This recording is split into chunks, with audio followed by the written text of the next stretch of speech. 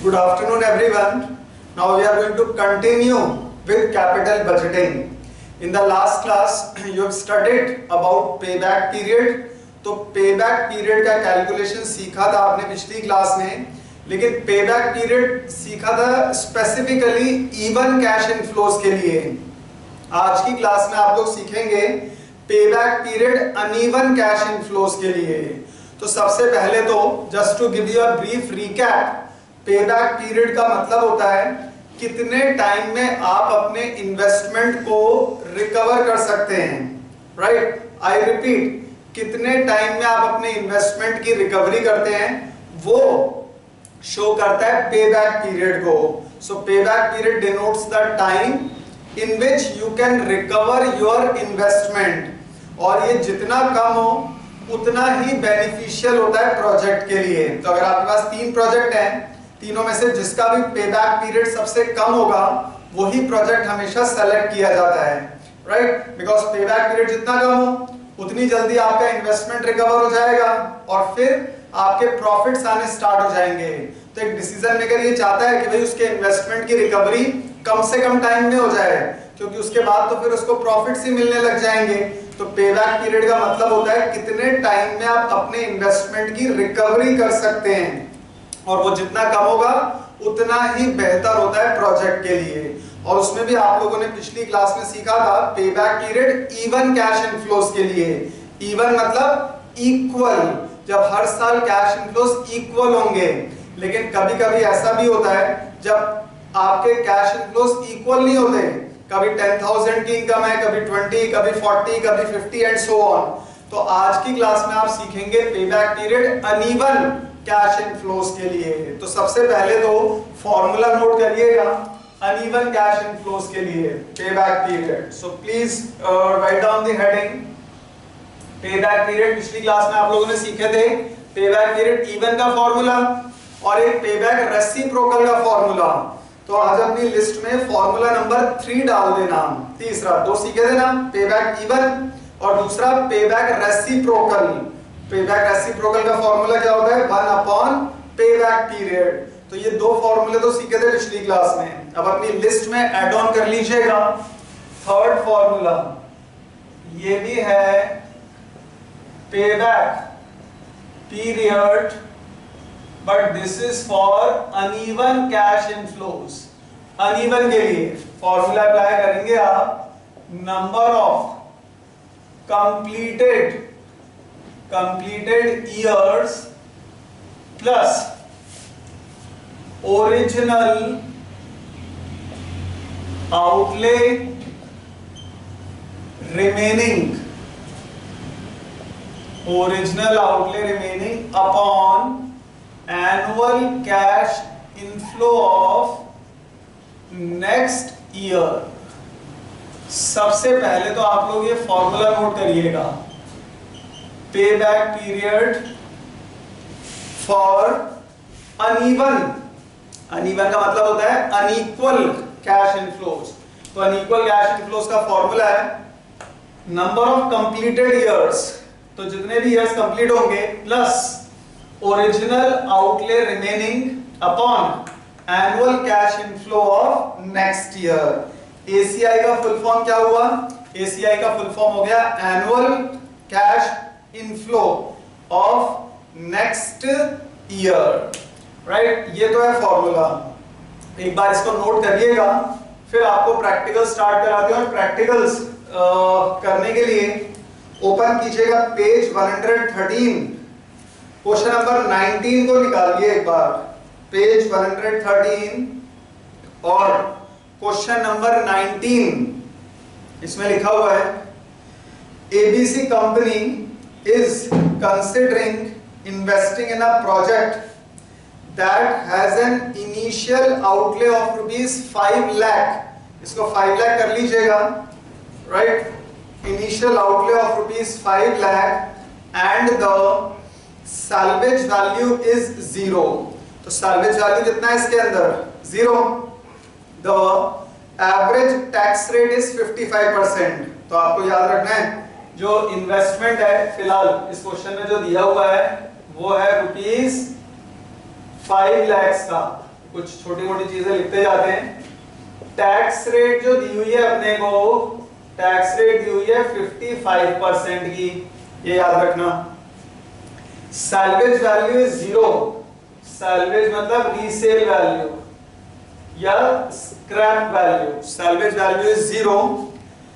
और आगे लिखा है the company uses straight line method of depreciation and the cash flows before tax are as follows. Year दे रखे 5 क्वेश्चन नंबर 19 में, और सीएफबीटी दिया हुआ है। सीएफबीटी का full form cash flow before taxes, और इसका दूसरा नाम होता है simple EBT, earnings before taxes. तो 5 साल का डेटा है।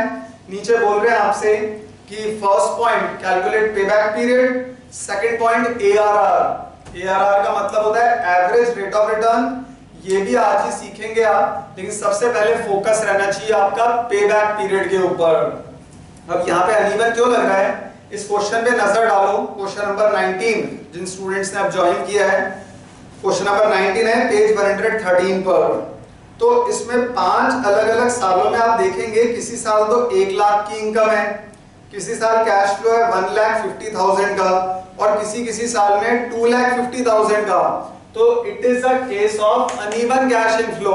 पिछली क्लास में जो भी कैश इनफ्लोस थे वो सेम थे, लेकिन आज की क्लास में अनइवन है, अलग अलग कैश इनफ्लोस दे रखे हैं। 1 लाख, 1,50,000, 2,50,000 एंड सो ऑन। तो सबसे पहले तो डिफरेंशिएट कर लीजिएगा इवन और अनइवन के अंदर। इवन मतलब हर साल सेम कैश इनफ्लोस होंगे, या कोई भी एक कैश इनफ्लो दे दिया जाएगा, वो एक ही मतलब सबको रिप्रेजेंट करेगा, तो सब में वही इक्वल कैश इनफ्लोस माने जाएंगे। दूसरा होता है अनइवन। अनइवन मतलब अनइक्वल, जब कभी 1 लाख की इनकम है, कभी 1.5 लाख की, कभी 2.5 लाख की। तो एक बार पहले क्वेश्चन नोट कर लीजिएगा, फिर आपको सिखाते हैं कि अप्लाई कैसे होगा। Right, just take down this question, और यहाँ पे इसको नोट कर लेते हैं हम। ओवर हियर ईयर दे रखे हैं हमें, ईयर के बाद ईयर में 5 इयर्स का डेटा गिवन है आपको, ये ध्यान रखना है। 5 इयर्स का डेटा है, और ईबीटी गिवन है, ईबीटी गिवन है रुपीस में। तो एक बार क्वेश्चन नोट कर लीजिएगा, फिर स्टार्ट कराते हैं इसको।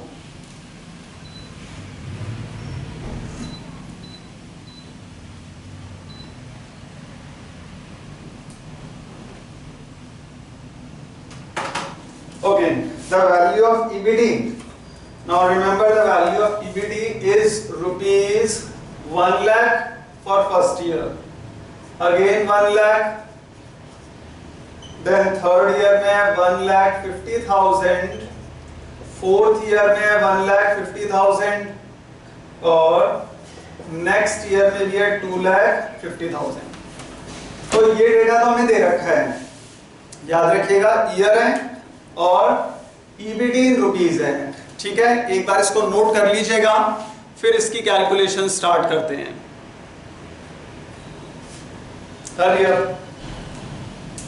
नोट कर लीजिएगा इस क्वेश्चन को, and then we are going to start the calculation.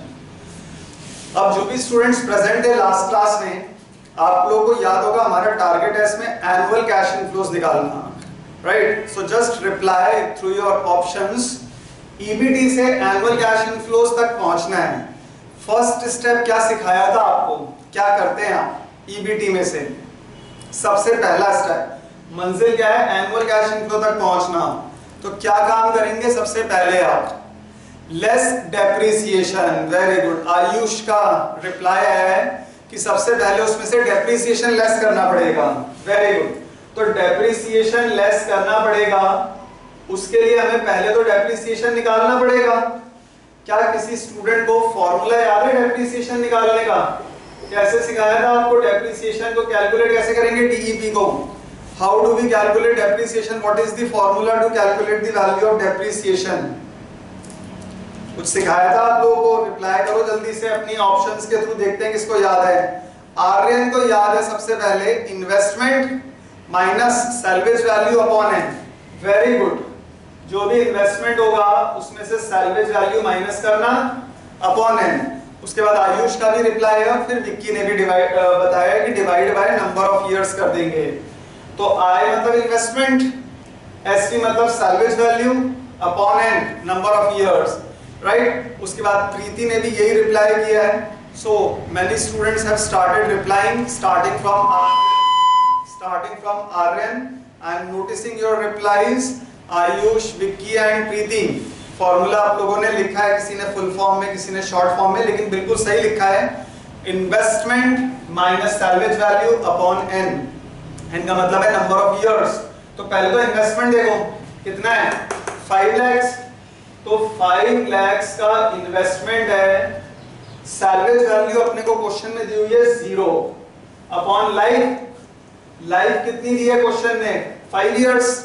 तो 5 लाख माइनस 0 अपॉन 5 किया तो डेप्रिसिएशन कितने रुपए का आ जाएगा, 1 लाख। हर साल जो मशीन की है, प्रोजेक्ट की वैल्यू है वो 1 लाख से डिटियोरेट यानी कम होती जाएगी। तो यहां पर डेप्रिसिएशन जो है वो आ गया 1 लाख। तो सबसे पहला काम है आपको डेप्रिसिएशन की वैल्यू को लेस करना पड़ेगा, और लेस करने के लिए पहले उसको निकालना पड़ेगा। तो डेप्रिसिएशन को निकालने का फॉर्मूला याद रखिएगा। Many students remember this. I always appreciate if everyone is through with the formula. तो investment minus salvage value upon n apply करके डेप्रिसिएशन निकाला। अब ईबीटी में से डेप्रिसिएशन माइनस कर देंगे हम, तो हमारे पास आ जाएगा EBT but after depreciation. EBT में से डेप्रिसिएशन माइनस किया तो हमारे पास आ जाएगा ईबीटी आफ्टर डेप्रिसिएशन। वो कैसे आएगा, 1 लाख माइनस 1 लाख 0।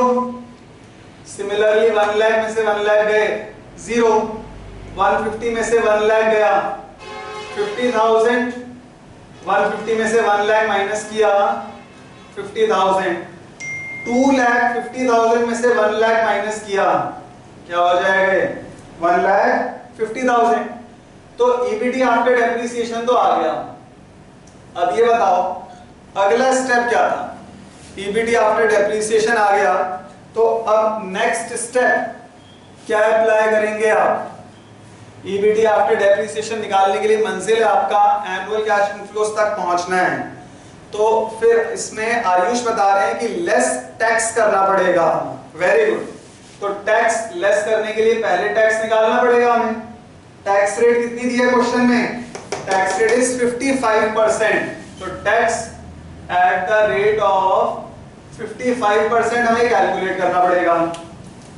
अब देखो यहाँ 0 का टैक्स क्या होगा, 0 के ऊपर टैक्स तो 0 ही रहेगा। यहाँ 0 का टैक्स कितना हुआ, 0 रहेगा। Now keep the calculators in your hand.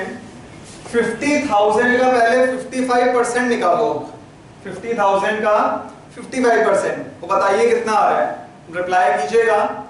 और ये बताया भी है आर्यन ने और प्रीति ने और फिर विक्की ने 27,500। Very good.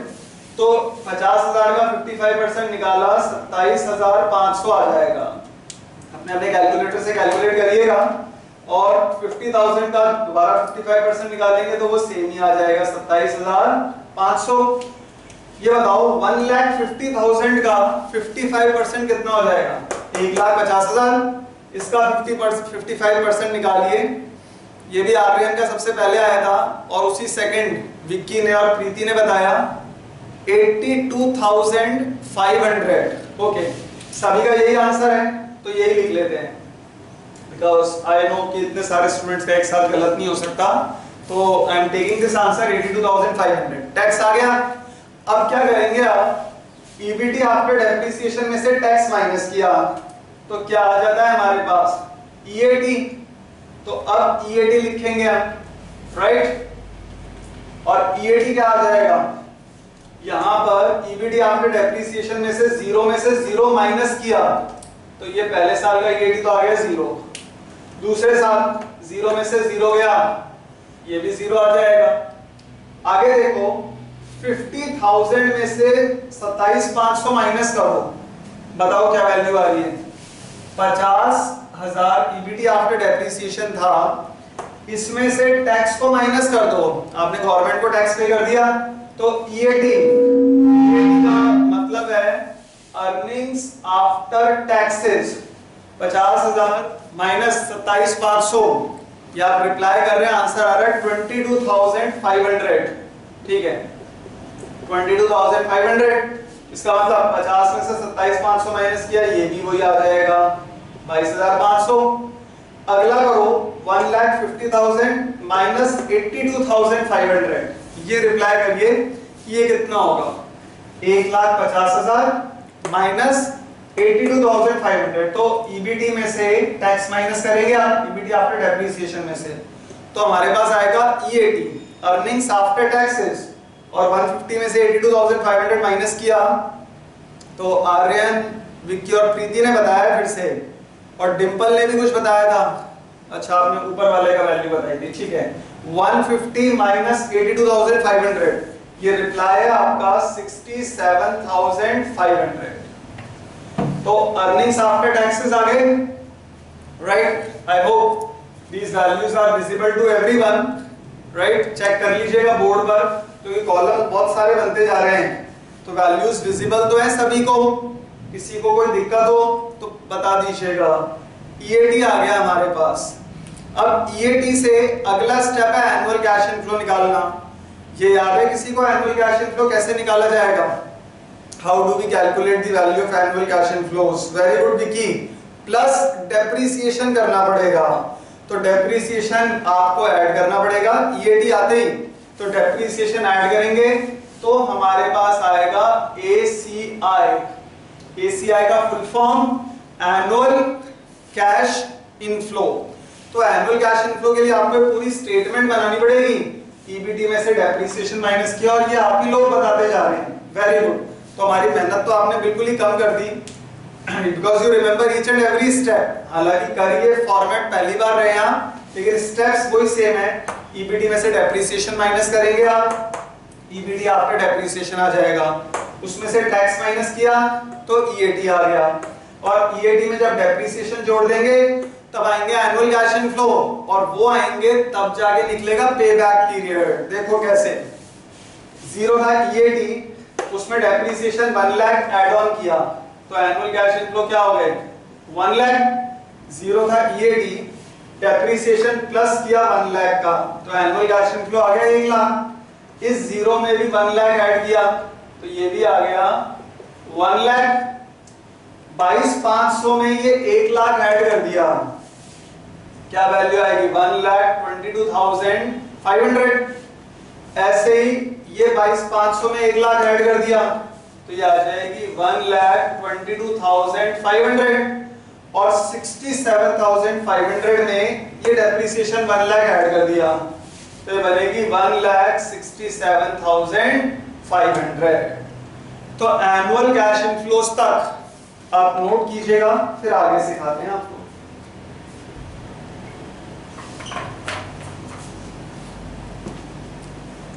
Right? I hope everyone has taken it down up till annual cash inflows. अब आगे देखो, annual cash inflows आ गए, तो payback period uneven cash inflows के लिए आपको बस एक छोटा सा स्टेप और अप्लाई करना पड़ेगा, और वो है क्यूमुलेटिव कैश इनफ्लोज का, क्यूमुलेटिव सीआई। तो क्यूमुलेटिव कैश इनफ्लोज नाम का कॉलम आपको बनाना पड़ेगा, और क्यूमुलेटिव कैश इनफ्लोज कैसे बनेंगे? क्यूमुलेटिव वर्ड का मतलब होता है करंट वैल्यू में ऊपर वाली वैल्यूज को ऐड ऑन करते हुए चलेंगे आप, करंट में ऊपर वाली। जैसे 1 लाख के ऊपर तो कुछ है नहीं, तो क्या होगा, ये तो 1 लाख ही आ जाएगा, राइट। 1 लाख से ऊपर कुछ भी नहीं है, तो 1 लाख का तो 1 लाख हो गया। अब ये 1 लाख में ऊपर वाला 1 लाख ऐड किया, तो ये हो जाएगा 2 लाख। अब 122,500 में ये ऊपर वाला 2 लाख ऐड किया, तो 3,22,500 हो गया। मतलब करंट वैल्यू में ऊपर वाली वैल्यूज को ऐड ऑन करते हुए चल रहे हैं। अब ये 1,22,500 में ऊपर वाला 3,22,500 ऐड करो, बताओ क्या आ रही है वैल्यू? 1,22,500 जो था उसमें प्लस कर दिया 3,22,500, ये आ रही है आपकी वैल्यू 4,45,000। Very good, 4,45,000।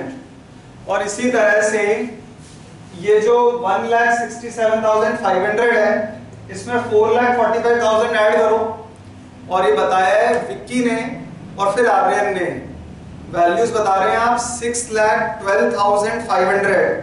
बाकी सब भी देखो एक बार चेक करके कि ये वैल्यू 6,12,500 आ रही है कि नहीं। 1,67,500 में ऊपर वाला ऐड किया तो ये आ जाएगी 6,12,500, राइट। तो ये तो आ गए हमारे क्यूमुलेटिव कैश इनफ्लो। ये सिंबल किस चीज का है? क्यूमुलेटिव। क्यूमुलेटिव मतलब करंट वैल्यू में ऊपर वाली वैल्यू को ऐड ऑन करना पड़ेगा। अब बस 1 मिनट और समझ लो, फिर आपको पूरा अच्छे से पक्का हो जाएगा, फिर कभी नहीं भूलेंगे आप।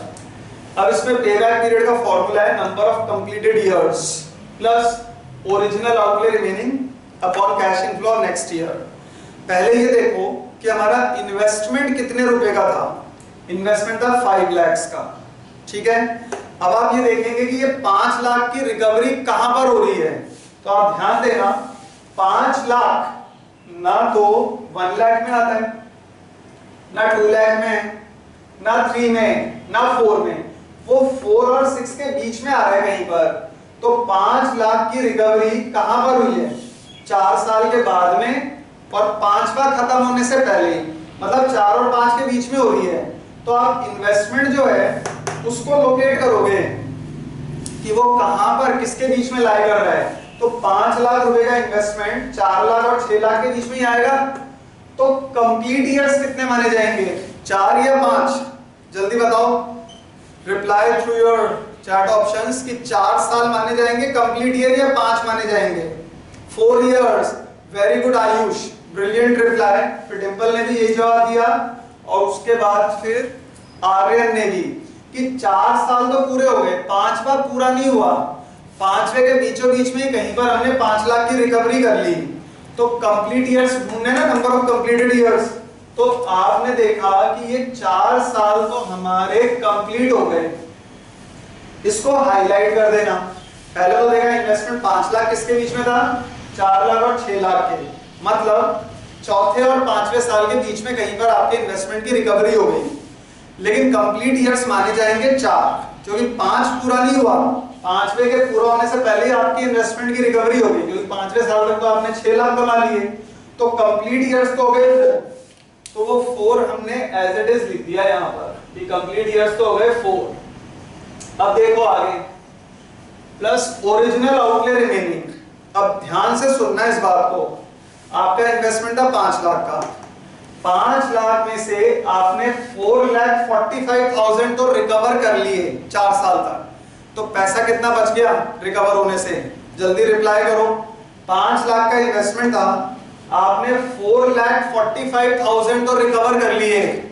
जल्दी से बताओ कि कितना अमाउंट आपका रह गया रिकवर होने से, कितना अमाउंट बचा है? 5 लाख में से 4,45,000 को माइनस कर दो, तो बचा कितना अमाउंट आ रहा है? 55,000। ये 55,000 तो आपका बच गया अभी आउटले रिमेनिंग। तो हम क्या देखते हैं, पहले तो कंप्लीट ईयर देखें, वो है 4।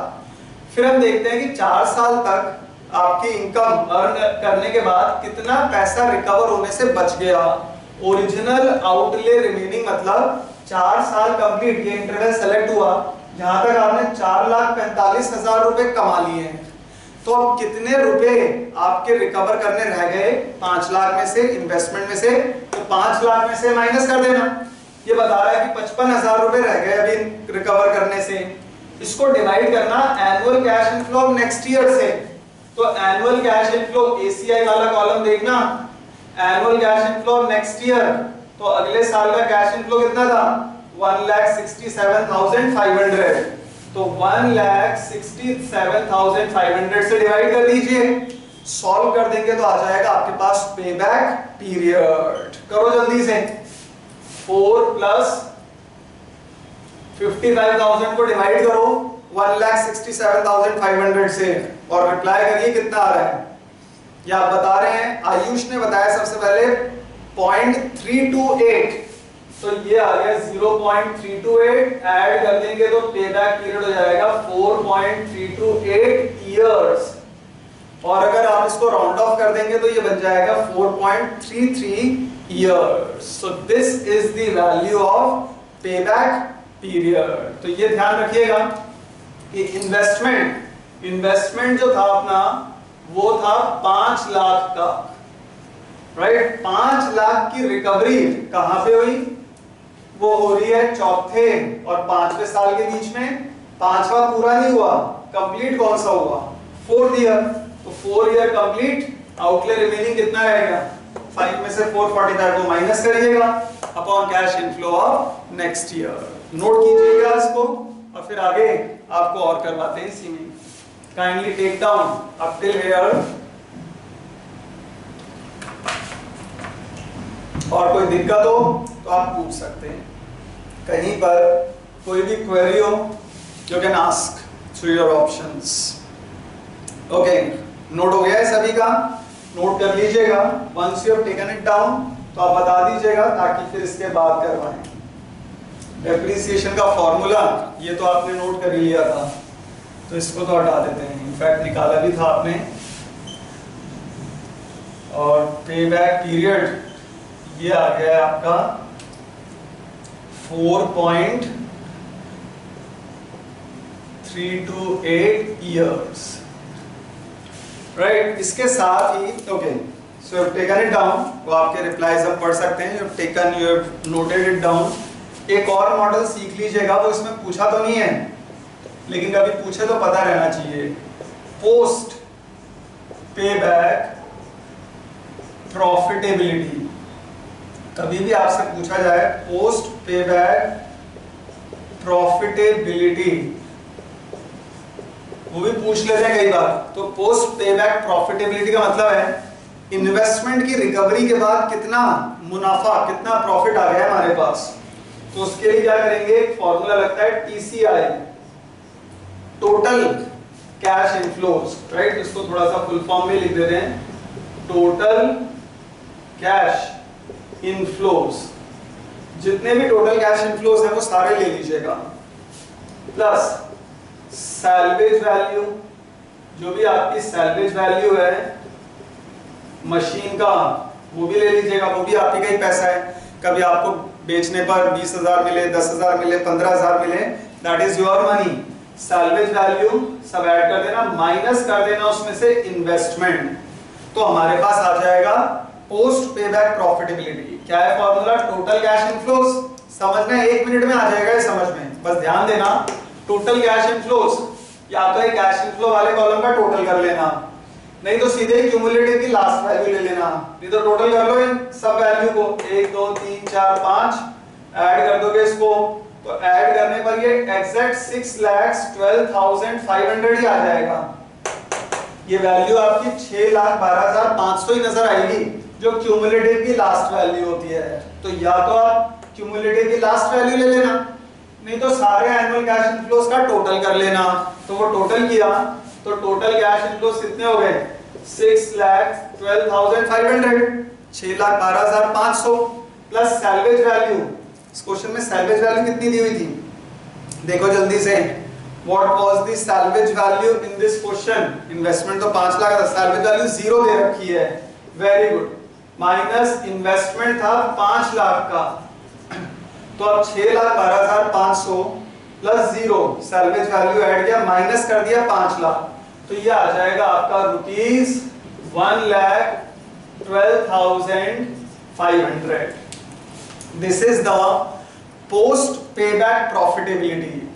अब आपको आज होमवर्क मिलेगा, वहां 2 प्रोजेक्ट्स होंगे, दोनों में बोला जाएगा पोस्ट पेबैक प्रॉफिटेबिलिटी निकालो और बताओ कि दोनों में से बेस्ट प्रोजेक्ट कौन सा है। तो क्या करना चाहिए आपके हिसाब से? पोस्ट पेबैक प्रॉफिटेबिलिटी में कौन सा प्रोजेक्ट लेना चाहिए जिसका पोस्ट पेबैक प्रॉफिटेबिलिटी ज्यादा हो या कम हो? सोच के रिप्लाई करिएगा। 2 प्रोजेक्ट्स हैं, दोनों में से कौन सा प्रोजेक्ट सेलेक्ट होना चाहिए जिसका पोस्ट पेबैक प्रॉफिटेबिलिटी मैक्सिमम हो या मिनिमम हो? तो रिप्लाई किया भी है आर्यन और विक्की ने, मैक्सिमम लेना चाहिए। वेरी गुड, क्योंकि ये प्रॉफिटेबिलिटी को शो कर रहा है। तो जिस भी प्रोजेक्ट का पोस्ट पेबैक प्रॉफिटेबिलिटी ज्यादा होगा आपको हमेशा उसी प्रोजेक्ट को सेलेक्ट करना है, राइट। तो पोस्ट पेबैक प्रॉफिटेबिलिटी निकालने का तरीका बड़ा आसान है। टोटल कैश इनफ्लो ले लेना, वो एनुअल कैश इनफ्लो वाले कॉलम का टोटल कर लेना, या क्यूमुलेटिव की आखिरी वैल्यू ले लेना और उसमें सैल्वेज वैल्यू ऐड करना, क्योंकि सैल्वेज वैल्यू भी आप ही का ही पैसा है, वो भी आप ही की इनकम है, माइनस इन्वेस्टमेंट, आय का मतलब होता है इन्वेस्टमेंट। इस क्वेश्चन में पोस्ट पे बैक प्रॉफिटेबिलिटी आ गया 1,12,500, राइट। इसको भी नोट कीजिएगा, फिर ARR सिखाते हैं आपको। काइंडली टेक डाउन पोस्ट पे back and then we are going to do ARR, average rate of return.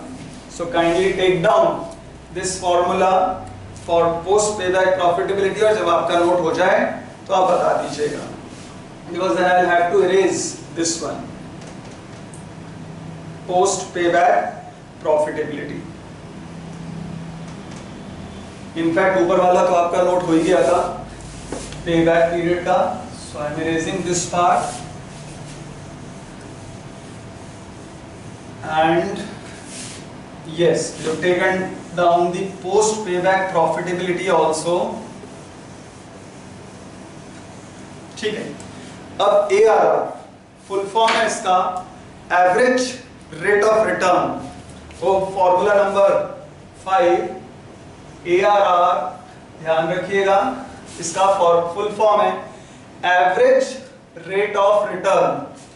ये एक तो निकलता है ओरिजिनल इन्वेस्टमेंट पर, ओरिजिनल इन्वेस्टमेंट, और दूसरा एक और है ARR का फॉर्मूला, वो निकलता है on average investment.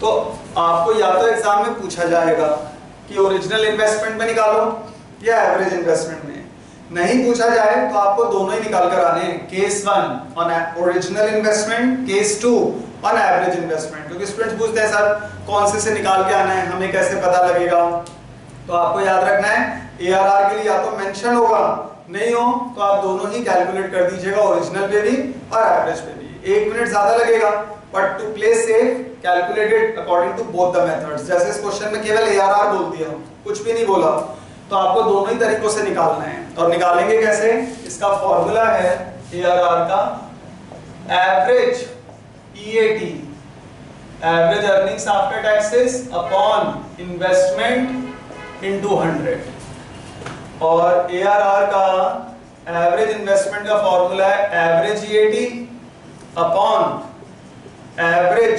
Investment into 100। अब सवाल ये होता है कि एवरेज EAT कैसे आएगा, इन्वेस्टमेंट तो बताया आपको 5 लाख रुपए का है। एवरेज EAT के लिए यहां से आपका काम शुरू होता है, आप लोग EAT वाले कॉलम पे जाओ, ये वाला, इसमें ध्यान से सुनिएगा, हमारे पास 1 2 3 4 5 वैल्यू हैं, पांचों का टोटल करो और टोटल करके डिवाइड बाय 5 करके बताइए कि क्या आ रहा है।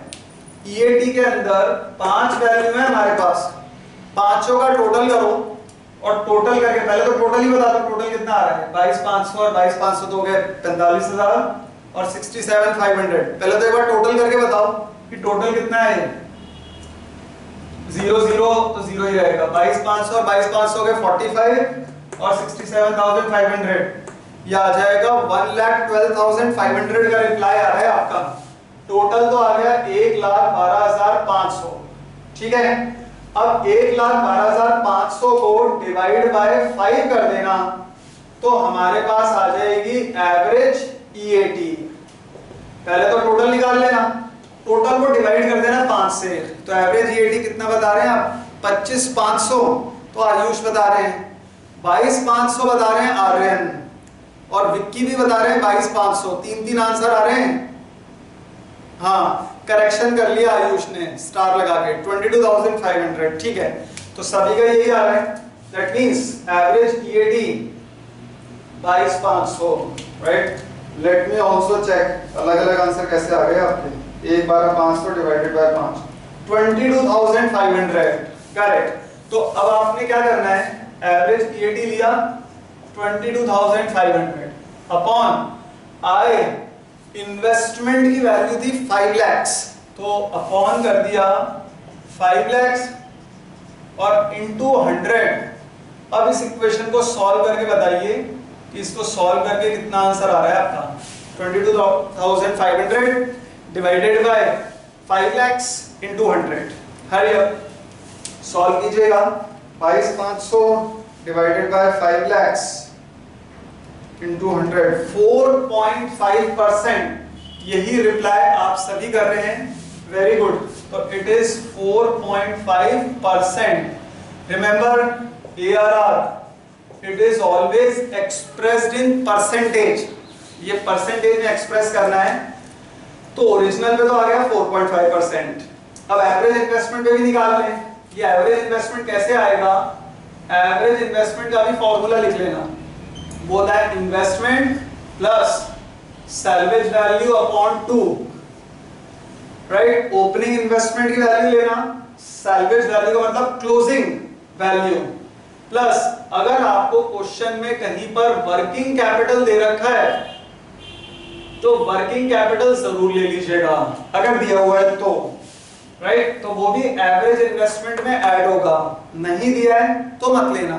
जैसे इस क्वेश्चन में नहीं दिया तो कोई लेने की जरूरत नहीं है। तो इन्वेस्टमेंट कितना था? 5 लाख। सैल्वेज वैल्यू कितनी है? 0। तो 5 लाख प्लस 0 अपॉन 2 करो। वर्किंग कैपिटल तो है नहीं अपने पास, तो वो तो लेना ही मत। तो अब यहां पर 5 लाख प्लस 0 अपॉन 2 ये कर दिया। तो एवरेज इन्वेस्टमेंट कितने रुपए का आ गया अपना? करिए कैलकुलेट इट। ये आ जाएगा 2,50,000, राइट। तो अब एवरेज इन्वेस्टमेंट निकालेंगे कैसे? Investment plus salvage value, right. एक ओपनिंग वैल्यू लेना, सैल्वेज वैल्यू होती है क्लोजिंग वैल्यू, डिवाइडेड बाय 2, 2 का टोटल डिवाइड बाय 2, तो आ जाएगी आपके पास एवरेज। इस क्वेश्चन में सैल्वेज वैल्यू 0 दी हुई थी तो हमने 0 ले लिया। ये देखो डिवाइड बाय 2 किया, 2,50,000 आ गया। तो अब एवरेज EAT तो आपने पहले ही निकाल रखी थी, वो तो सेम टू सेम लग जाएगी 22,500। और एवरेज इन्वेस्टमेंट आ गया 2,50,000 इंटू 100 किया। सॉल्व करके बताइएगा कितना आ रहा है। This is 9%, very good. तो सबके रिप्लाई पढ़ रहे हैं हम, they are all giving it as 9%। तो ARR on average investment is coming out to be 9%। तो ARR के दो फॉर्मूले सीख लिए आपने, दोनों में एवरेज EAT को डिवाइड करना है।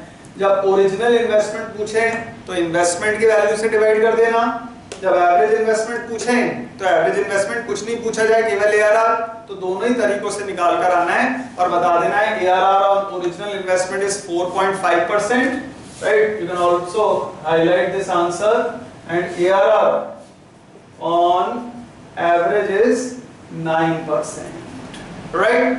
तो ये क्वेश्चन यहाँ पर कंप्लीट हो जाता है। अब आप इसको नोट कर लीजिएगा और कोई भी क्वेरी हो वो पूछ सकते हैं regarding average rate of return.